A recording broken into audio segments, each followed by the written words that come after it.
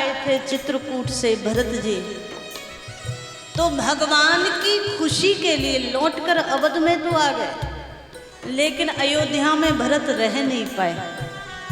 और आप लोगों ने कथा में श्रवण किया है, श्री भरत 14 वर्ष तक अयोध्या में नहीं रहे। अयोध्या के बगल में नंदी गांव है, उस नंदी गांव में जाकर के भरत जी ने एक पत्तों की कुटिया बनाई, घास फूस की कुटिया बनाई, और उसी में भरत जी ने 14 वर्ष व्यतीत किए। और तब दर्शन आया, वहीं से राज कार्य देखते हैं, वहीं से अयोध्या के सब प्रशासन को चलाते हैं। लेकिन भरत ने अवध में निवास नहीं किया, रात्रि कभी अवध में नहीं बिताई 14 वर्ष तक। और जहां भरत रहे वहीं यद्यपि लिखा नहीं गया, लेकिन जहां भरत रहे वहीं शत्रुघ्न भी भरत की सेवा में रहे। मानस में दर्शन आया।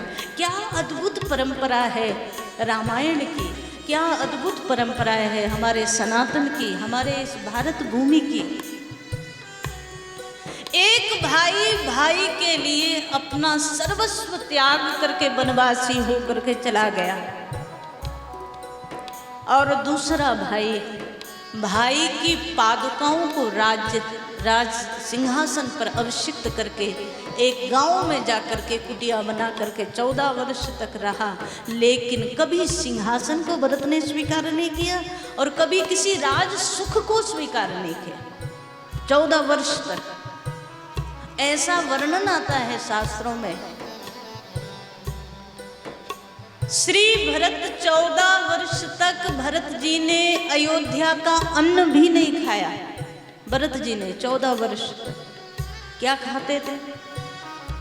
तो ऐसा वर्णन आता है कि भरत जी जो गाय का गोबर होता है ना, गाय खेत में जाकर गेहूं खाती है, और गाय का जो गोबर होता उसमें गेहूं के दाने जो निकलते थे, उस गेहूं के दाने को ला करके धो करके और उनको पका करके 14 वर्ष तक भरत ने जीवन धारण किया।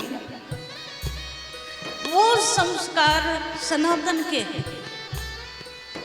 चाहते तो राजा बन के भरत बैठ सकते थे, लेकिन अगर भरत राजा बन जाते ना तो आज लाखों वर्षों के बाद हम भरत को याद नहीं कर रहे होते, इस रूप में भरत को प्रणाम नहीं कर रहे होते। जिसने त्याग करना सीखा है वही संसार में आदर्श बना है। और हम सौभाग्यशाली हैं कि हमारे आदर्श राम हैं। हम सौभाग्यशाली हैं कि हमारे आदर्श लक्ष्मण और भरत जैसे, शत्रुघ्न जैसे भाई हैं। आज कष्ट होता है उस समय जब सनातनियों के घर से संस्कार विदा हो रहे हैं।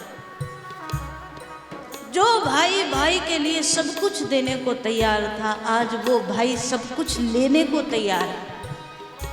संपत्ति के बंटवारे में भाई भाई का दुश्मन हो जाता है।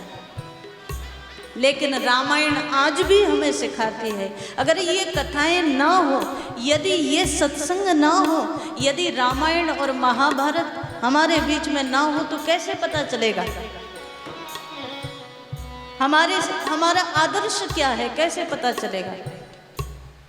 यही हमें सिखाती है ये जो कथाएं हैं ना। कई लोग समझते हैं कि ये तो बेकार का समय बर्बाद करना है, लेकिन अगर ये ना हो तो आज जो बच्चों को संस्कार मिल रहे हैं वो संस्कार तो महाराज घर को तोड़ने वाले मिल रहे हैं, जोड़ने वाले नहीं मिल रहे।